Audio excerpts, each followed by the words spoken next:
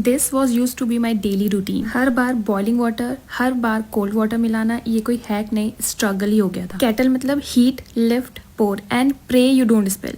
भाई हर सुबह उठ के मैं ये सब नहीं कर सकती, इसलिए मैंने कैंट का वाटर हीटर डिस्पेंसर मंगवाया है। केटल तो पानी को सिर्फ बॉईल करता है, no control, but with Kent instant drinking water heater I choose exactly 75 degree for green tea, 85 degree for coffee and 45 degree for baby food. और क्वांटिटी भी ऑटोमेटिक, ना ज्यादा ना कम। This comes with a removable large capacity water tank for dispensing hot water more than 2.2 litre. It is safe for kids, easy for elders, convenient for everyone. Kettle से upgrade, life से simplify, Kent instant drinking water heater. Do comments for the links.